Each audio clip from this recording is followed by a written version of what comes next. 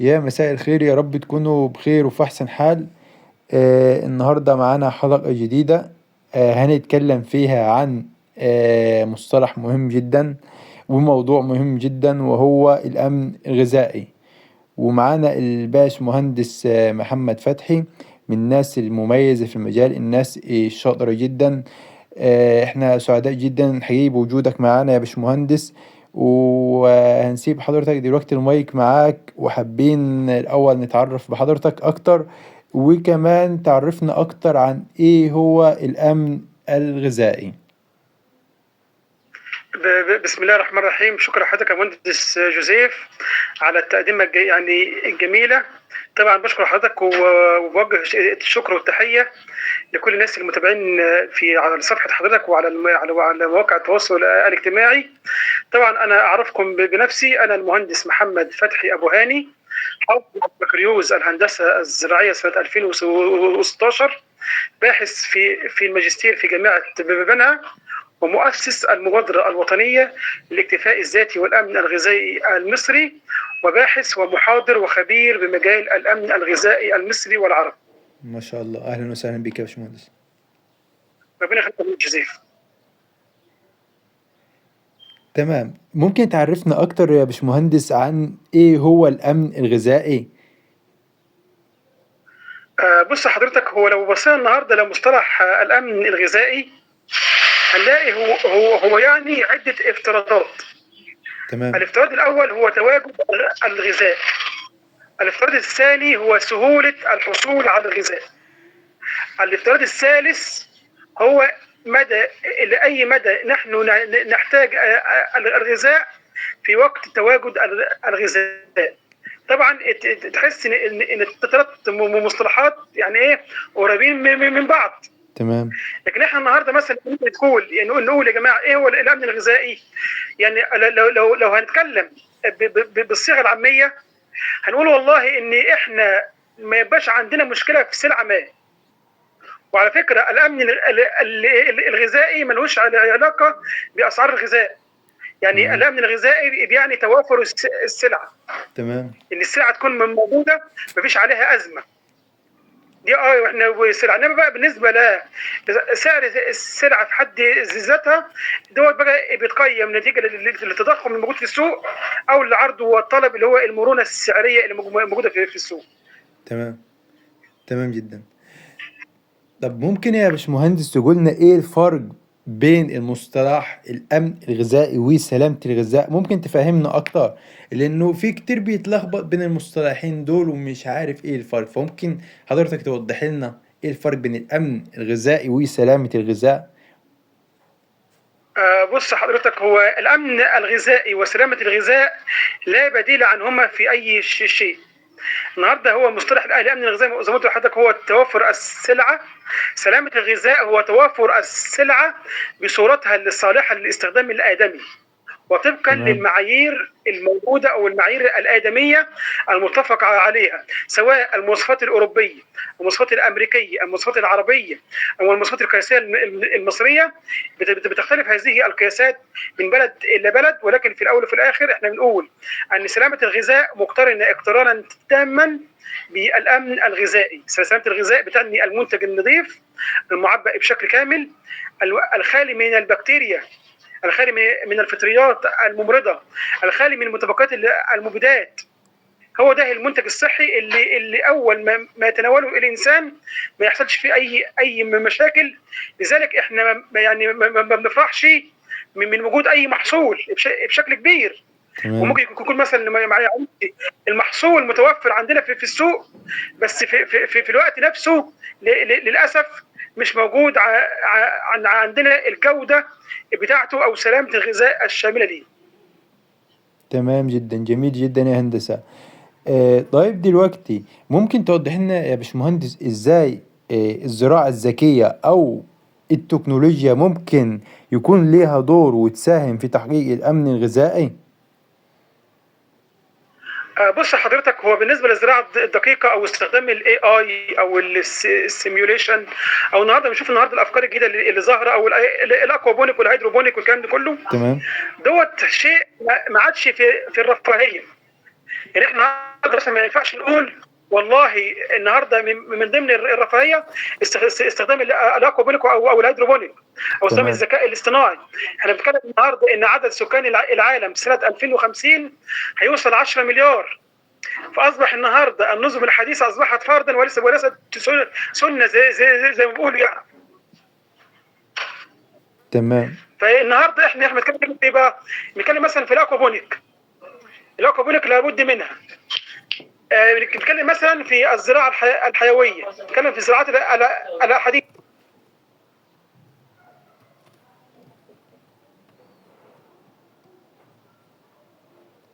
الصوت فصل يا باشمهندس لو حضرتك سامعني.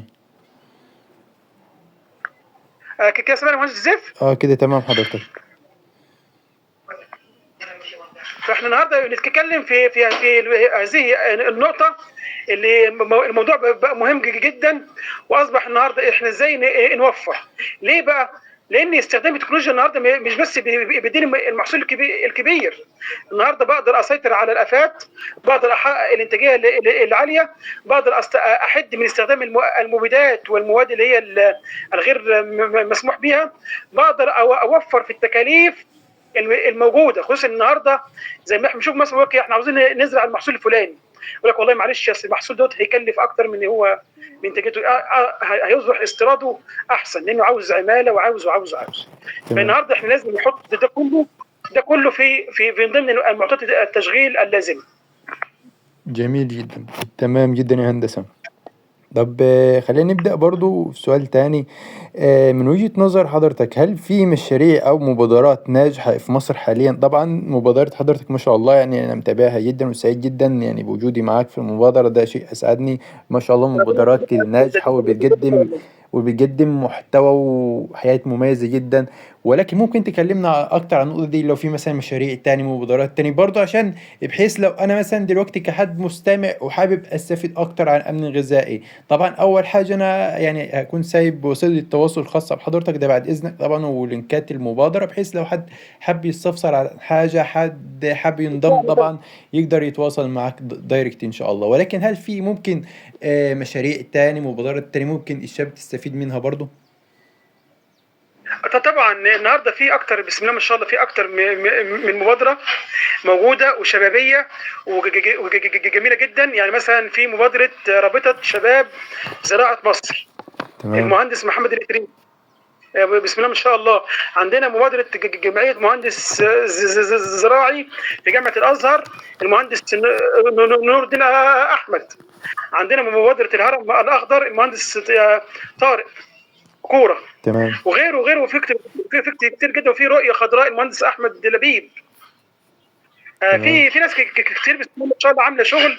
وفي الكثير من الناس المؤثرين النهارده على السوشيال ميديا زي الدكتوره سحر غزال والمهندس محمود راغب، الدكتور محمد فتحي سالم، تمام. وغيرهم من الدكتور علاء جمعه. مش عاوز يعني انسى المهندس محمد صلاح الدين الدهراوي وغيره من المؤثرين والنشطاء، الناس اللي بيقدموا المعلومه المجانيه، بقدم معلومه مجانيه ومعلومه كويسه، وتحس ان صفحته معموله شيء لله كده.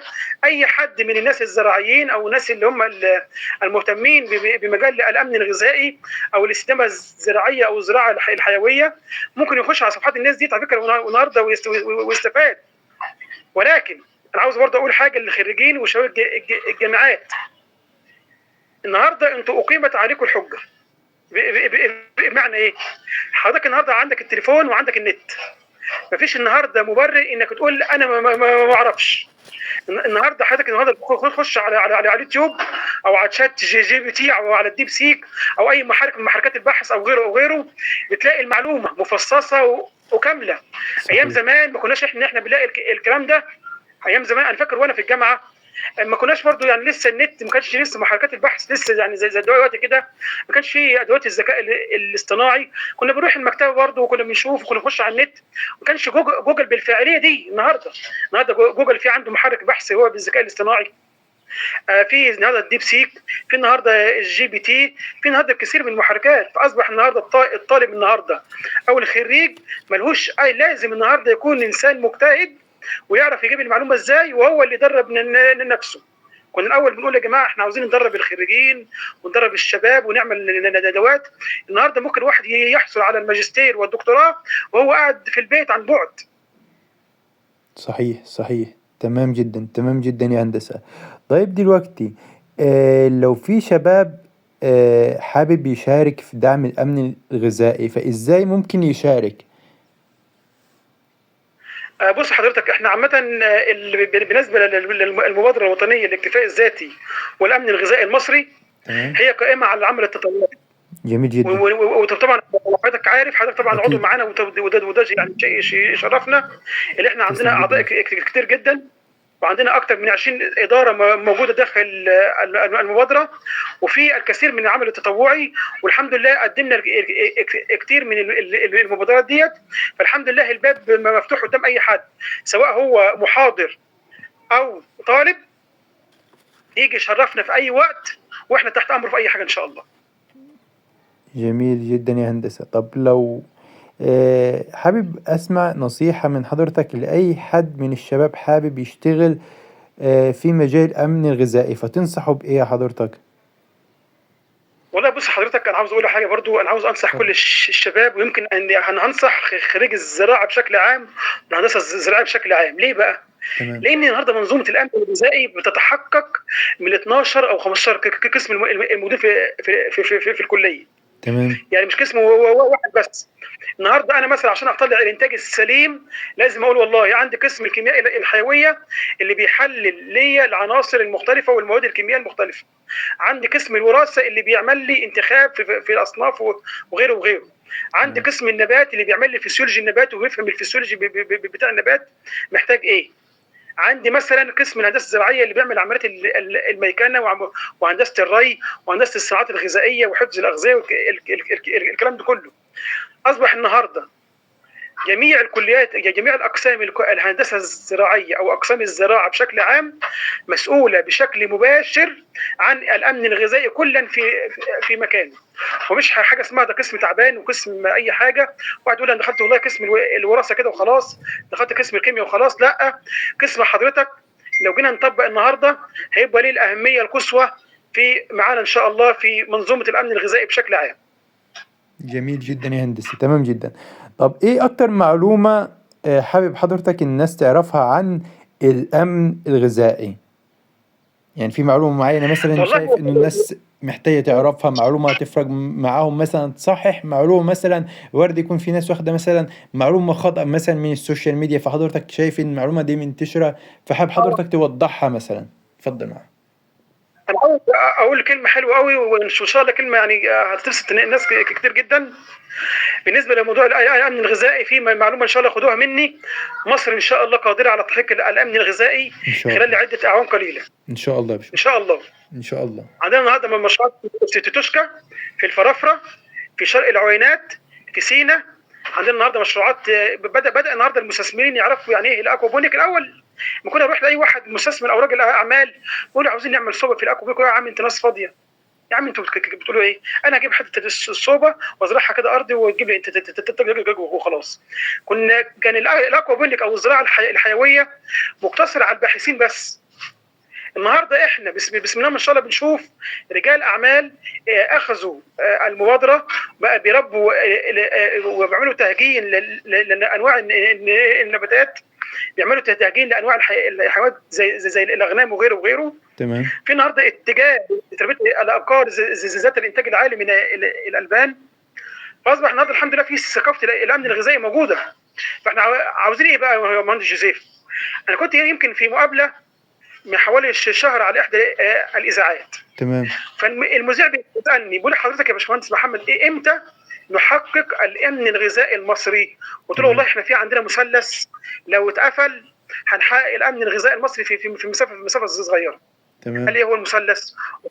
الضلع رقم واحد الحكومه المصريه، تمام. الضلع رقم اثنين رجال الاعمال والمستثمرين، تمام. القطاع الخاص.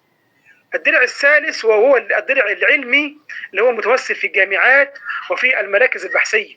تمام. النهارده انا بتكلم في الفلوس اللي هم مع المستثمرين، بتكلم في معلومه مع المراكز البحثيه والجامعات، بتكلم في الدعم اللوجستي اللي الحكومه بتوفره. الحكومه النهارده بتوفر ايه؟ بتوفر الطرق وشبكات الكهرباء وشبكات الصرف الصحي وشبكات الصرف الزراعي وغيره وغيره، دي كلها لازم انا اوفرها للمستثمر عشان المستثمر يعرف يشتغل. تمام. جميل جدا. فاحنا لازم نتكاتف مع بعض، احنا الدوله ورجال الاعمال والحكومه ومنظمات المجتمع المدني، الجمعيات الزراعيه والارشاديه في كل محافظه، في كل مكان، وزاره الزراعه ووزاره الري، الناس كلها كانوا نحط ايدنا في ايد بعض عشان ان شاء الله الدوله تقوم ان شاء الله على حيلها، ونحقق ان شاء الله الامن الغذائي العام. ان شاء الله. ان شاء الله يا باشمهندس على خير. خلينا نختم بسؤال يعني جميل جدا، وهو بما ان شاء الله يعني احنا الحلقة دي خصوصا موجهينها لشباب زراعة، او نقدر نقول مهتمين بالامن الغذائي، فحابب اسمع نصيحة حضرتك للباشمهندسين الزراعيين، يعني ناس مثلا بتشتغل في المجال الزراعي، حابب حضرتك تنصحهم نصيحة. الشباب اللي بيدرس لسه مثلا حضرتك حابب تنصحه مثلا بنصيحة انه يطوعوا مثلا حاجة زي دي تفرق معاهم. شايف انه من وجهة نظر حضرتك مثلا في مهارات لو اشتغلوا عليها بدري بدري هتفرق معاهم ان شاء الله لما ينزلوا سوق العمل، بما انه حضرتك يعني ما شاء الله نزلت سوق العمل، فحابب اسمع نصيحة حضرتك ليهم. والله انا عاوز اوجه يعني برضو اوجه كل الناس سواء الخريجين او حديث التخرج او الطلبه، اقول لهم لو ما لحقتش التكنولوجيا مش هتلحقك. انت النهارده لو ما طورتش من نفسك وتعلمت الذكاء الاصطناعي والسيميوليشن وشفت ونظم الاستشعار ونظم التنبؤ المبكر بالامراض الفطريه والحشريه والدرونز ومقاومه الافات الحديثه واجهزه الاستشعار والتحليل الكمي وتحليل البيانات والكلام ده كله، هتلاقي نفسك انت ضايع. ما عادش خلاص المهندس التقليدي اصبح يعني اوشك على النفاذ، او شك على الانتهاء. ما عادش في المهندس بتاع ايام زمان اللي هو مهندس ينزل اي ارض ويقول والله الارض فيها كذا وكذا وكذا ويروح يرشش لهم فيديو فلان. النهارده معلش في ناس كتير قوي بيجيب النهارده الدرون على 1000 في فدان بيلف لفه واحده كده بس، بيعمل لحضرتك الخريطه الحراريه ويقول لك والله هنا في اصابه وهنا ما فيش اصابه. اصبح النهارده زي ما انا قلت في الاول، اصبح النهارده الزراعه الدقيقه واساليب العلميه ليست رفاهيه، بل هي النهارده ضروره لاي مهندس. ايها الساده المهندسين، عليكم بالعلم، شوفوا التكنولوجيا رايحه فين وتعلموا، وشوفوا الدنيا شغاله ازاي، تعلموا التحليل الاحصائي، تعلموا ازاي احنا ندير المجتمعات، تعلموا اداره الاعمال. عشان خاطر النهارده حضرتك مثلا بتبقى ماسك مزرعه 1000 فدان، وانت عارف المدخلات قد ايه، المخرجات قد ايه، ومخلفاتها هتروح فين وهدورها ازاي، وايه السماد الاقل في الفاعليه، وايه هي الاعلى في الفاعليه، وامتى ارش ده وامتى ارش ده، وازاي اطلع منتج جاهز للتصدير بحيث ان هو يدخل لي العائد الاعلى. انما حته المهندس التقليدي توشك ان يعني ان تنتهي، يعني زي ما بقول. جميل جدا يا هندسة، جميل جدا. في النهاية أنا حابب أشكر حضرتك جدا حقيقي يعني على وقتك ومجهودك وعلى المعلومات القيمة دي، حقيقي يعني شكرا جدا. استفدنا كتير يعني، وإن شاء الله متوقع إن شاء الله أي حد هيحضر بودكاست إن شاء الله هيستفيد وهيكون إضافة قوية ليه. فشكرا لحضرتك يا باشمهندس محمد فتحي على وقتك حقيقي وعلى المعلومات القيمة اللي قدمتها لينا، فكل الشكر لحضرتك إن شاء الله. ربنا يخليك يا مهندس جوزيف، شكرا لحضرتك وشكرا لحضرتك على البرنامج بتاع حضرتك اللي بيدعم الزراعه وبيدعم الخريجين. ويمكن انا من اكثر المتابعين لحضرتك ومجهودك في خدمه الناس سواء في محيط محافظه سوهاج او كل في جميع انحاء الجمهوريه، وربنا يوفقك يا رب. تسلم جدا يا باشمهندس. وطبعا شيء يسعدني ويشرفني انه يعني حضرتك من الزملاء وباشمهندس اخ كبير يعني، فشكرا جدا لحضرتك. ربنا يخليك. تسلم. ربنا يخليك يا فندم. شكرا خالص هندسة.